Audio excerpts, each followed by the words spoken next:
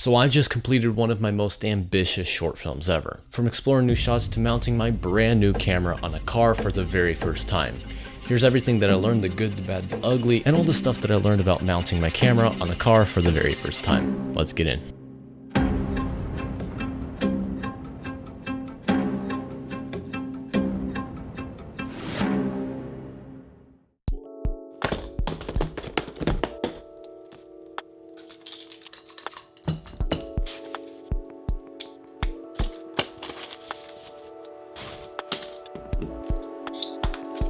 Okay, so Falcam just sent a bunch of these magic arms, suction cups, stuff for a very interesting project I'm filming in just a couple weeks.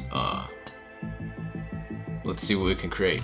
So if you haven't checked out the film, definitely go check it out. It's in the description. It's on my main channel. Put a lot of work into it. But the inspiration for that scene, like why did I go for a car driving scene towards the end? And it was like a little part of the film, but I wanted to do a lot with it, and I wanted to push myself to something that I've never done before. Now, I have filmed cars in the past, and I've seen how car rigging worked to an extent, but I haven't done like crazy setups, like a camera with suction cups, because there's a lot of things that could go wrong. There's a lot of paint that can be ruined, and you can't put suction cups on wrapped vehicles. That's what I knew. Other than that, had no clue how to put anything on. So I kind of like needed a challenge and decided to throw something in there to get some cool shots. And at the time, Falcam reached out, wanted to do something. So I kind of pitched them the idea, explained what I was gonna do, and they said yes. Nothing is sponsored by them. They just sent out the gear just to see what I can create and get some cool shots. But that was my inspiration. I wanted to do something that I've never done before, film some cool car shots, and see what I can create. So here we are. I'm going to explain everything that I learned. Now, don't count this as an advice. This is just what I learned. Obviously, I'm not a pro, and I don't recommend doing anything. With all the disclaimers out of the way, step number one is to clean your surface. You got to make sure you clean it. These suction cups, they will stick on pretty much anything. Even if there's a bit of dirt, it's fine. But grab a wet rag, wipe it down. I also do a microfiber, make sure it's all clean, and then go to suction it. Now, when attaching it on a brand new surface that you've never done before, you want to start very small. Do it a little bit, wipe it down, make sure there's no marks. If there is a mark or a small dent in the paint, you stop because you ruined it. Make sure nothing there.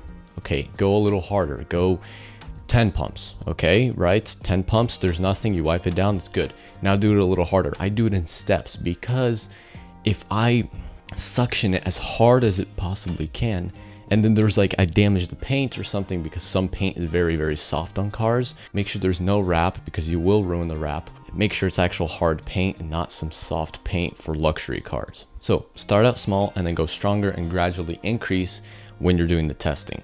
But then you know it's all clean, then you can start putting the other suction cups on. Now in these specific suction cups, there's a white ring that Falcam added. When you see that white ring, you know it's time to resuction it. Again, just push it farther, because over time it says check every 4 hours. I would do it more often than that.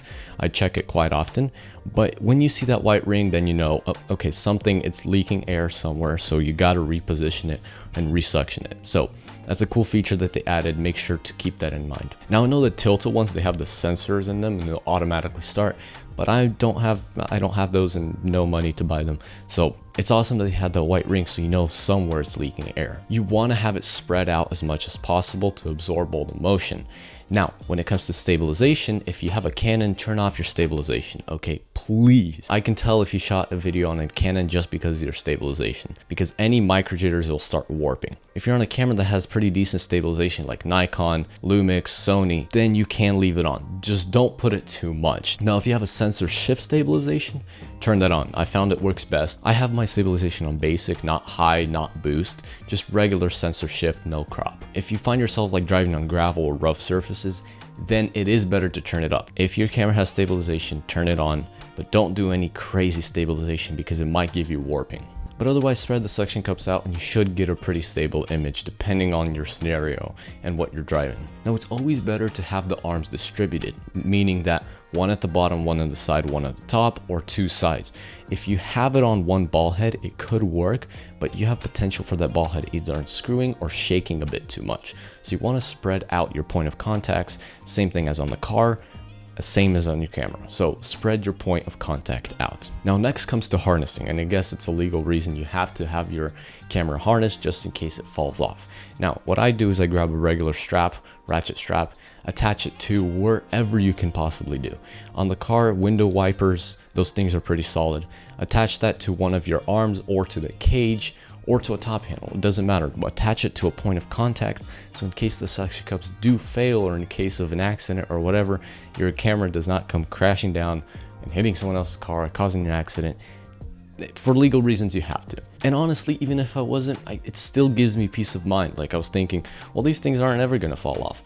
But having that ratchet strap gives me one little level up of security, knowing that my rig won't come crashing down. So get creative where you put it. I usually do it if it's on the side, put it on the mirror. If it's by the tire, right around that side mirror is perfect. On the door, put it on the handle or over the roof. Now, when putting it over the roof, the ratchet strap will rattle in the wind. I know that's, I didn't think of it, but if it's not tightened down fully, then it will rattle in the wind. It will make like a very scary sound as if something's breaking. I guess I might as well mention it because it scared me so bad. And get creative where you place the camera. Like here's some of the angles that I got. It's super easy to kind of get into the traditional mirror shots. Get creative, put it on the side. Like this shot, for example, is kind of weird, but the shot was kind of cool. I liked the moving through the trees, the clouds. The angle is pretty cool. So get creative where you place the camera and just have fun. Now comes the cleaning, and this is the part that actually scares quite a bit of people. When cleaning suction cups, they will most of the time, 99% of the time, leave residue, and that's fine, that's normal.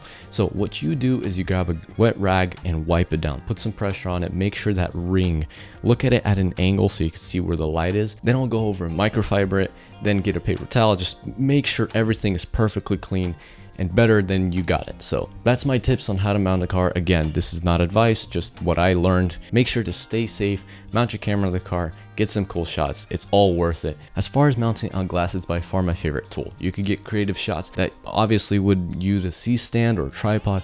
Now you just suction it to the glass. Any glass will work as long as it's not super fragile, obviously. I mounted my entire setup on one suction cup. Don't recommend that, but I did it anyway. It is by far one of my favorite setups I've ever used. So let's briefly talk about the Falcam system. There's a lot to cover and a lot of cool things that I never thought I would need, but now since I've tried them, there's no way of going back. So the obvious thing is the system, the entire system, how it operates. They operate their own proprietary system, which basically means that you got a plate and then you got attachments. Now, to be clear, they're not the first people to do this, but they are one of the first to do it on all of their systems, cages, suction cups, monitor mounts. And I've never seen this, and once I've used it, I'm like, I can't go back. This is way too easy. So let's take the suction cups, for example. I mean, it's a standard suction cup. You attach it to whatever metal, glass, a car, but the way you attach your camera is actually with one of these. This is a magic arm, and again, they've become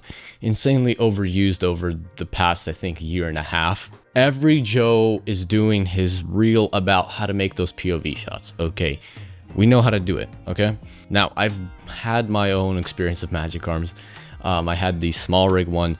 That thing broke on me, actually. I was putting my camera on my old GH5 on, and I put it on my bed, and then it just fell apart. It was the worst experience ever. I'm like, thank God that was not when it was hanging up there. Do not recommend those plastic, cheap, $10 ones, okay? Get something solid if you're putting your camera or even your monitor on it. Now, I do have the iFootage magic arms, which I'm using actually right now to hold up this mic. They're amazing. Both have pros and cons, and you just slide this on and lock it in. The way you put them on is a little bit tricky sometimes, but it's not a deal breaker. You just need to concentrate and kind of get the rhythm of how to put them on. But on top of that, here I have the Cage, which also has F22 plates all over, actually. Now, they also have an F38 plate, which they call, which is the Arca Swiss. It's a little bit smaller, I believe, than Arca Swiss, but it works on all my Arca Swiss heads. I recently switched from Manfrotto to Arca Swiss. Best decision ever. So much easier. Please, guys, if you're still using Manfrotto slide-in plates, I use this on my tripod so I don't have to put the plates and whatever. I love the Cage because it works with every single product Falcam has. It just natively works. Like, they thought through every little thing on the system. It's amazing. The suction cups, they're strong. They're not coming off. The magic arms, everything works flawlessly. And I've been using this already for a month and a half. I love their system. I used it on my latest film and my new one that I'm filming right now. And I was not expecting the quality. I thought it was like, I have this incentive of Chinese brands, like Chinese brands qualities like down here versus like American brands or European, or, you know, I was blown away. Like the packaging, the quality of the products, outstanding. Good job. So thank you so much for watching. Hope you guys enjoyed it. If you have any questions, please let me know, and see you guys in the next time. Bye.